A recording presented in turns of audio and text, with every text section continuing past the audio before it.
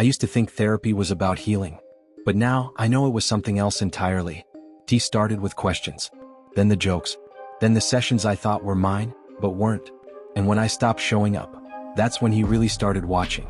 I'm writing this because I need to get it out. I don't know what this is exactly. A warning? A record? Proof I still exist? Maybe just a way to convince myself I'm not losing my mind. Because that's how it works, right? That's how they get in. Not with violence. Not with knives. With questions. With the slow unraveling of things you thought were solid. I started therapy a while back after a rough breakup. Classic stuff. Panic attacks, shame spirals, waking up at 3 a.m. convinced no one would ever love me again. Drive-in was recommended by a friend. Said he was calm, unusually perceptive. That turned out to be true, too true. He looked the part. Mid-40s, soft voice, kind eyes, beard like a high school philosophy teacher. The office was beige and quiet, just a ticking clock and that faint smell of something herbal. Not flowers, something older. Something you'd find in a drawer that hadn't been opened in decades. At first, he was exactly what I needed. He never interrupted. Never pushed. Just asked the right questions at the right time. A few sessions in, I was telling him things I hadn't told anyone. Things I hadn't even formed into words before. That's what makes this so hard. He didn't feel dangerous. He felt safe. Until one day he didn't. It was session 14. I remember because I just started to feel like I was making progress. We were talking about my fear of home invasion. Not just the fear but the rituals. Triple checking locks. Leaving the hallway light on. Sleeping with a flashlight under my pillow. He smiled and said, "You know, I keep a copy of every client's house key." He said it lightly. Like a joke. I stared at him. He smiled again. "Just kidding." But there was a pause after that, the kind of silence that doesn't land right.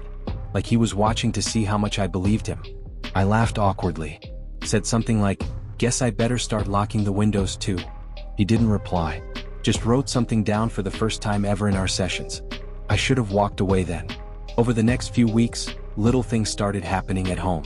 At first, I thought I was just being forgetful.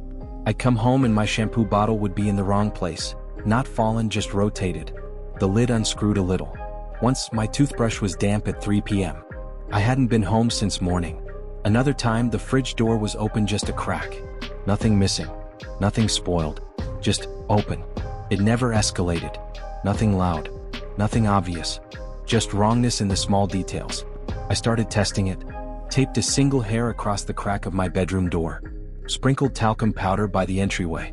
Left a glass of water on the counter and measured the meniscus. I didn't tell anyone, not even drive-in. I wanted to be sure. The hair would be gone. The powder scuffed. The water level, lower by millimeters.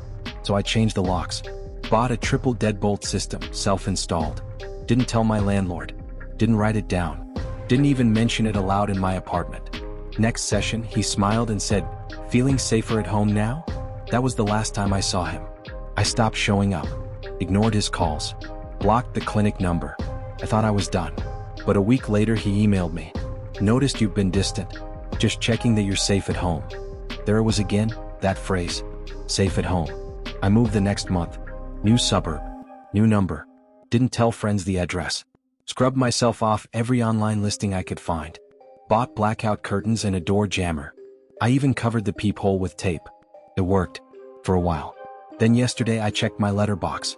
Inside was a plain white envelope. No name, no stamp, no return address. Just my unit number in block letters. My new unit number. One I never gave out. Inside the envelope was a single key, my key, taped to a sheet of blank paper. And written underneath in tiny, careful handwriting, "You forgot to give me your spare." I haven't gone to the police. What would I even say? My ex-therapist mailed me my own key and I'm scared he exists? They'd ask how he got the address. I wouldn't have an answer. They'd ask for proof. I don't have any. They'd ask if I was still taking my medication.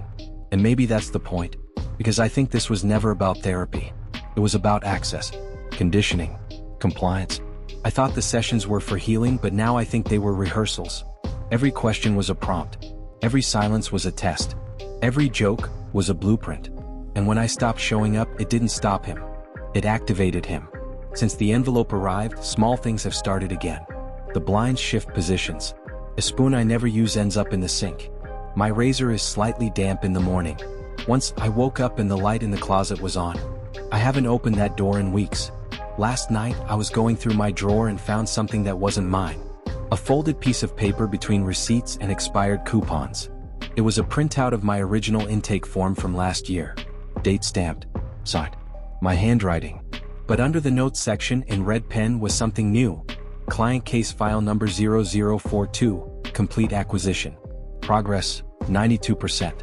Do not interrupt cycle. And then, scribbled beneath it in shaky black ink, my own handwriting, but wrong like I'd written it in a dream. I consent. That's not how this ends. It's how it was meant to end. I thought I escaped him. But now I think the only reason I still exist is because he's not finished yet. And tonight as I write this, I just heard something in the hallway. Not a creak, not a thump, a click, deliberate, mechanical, a key, turning in the deadbolt.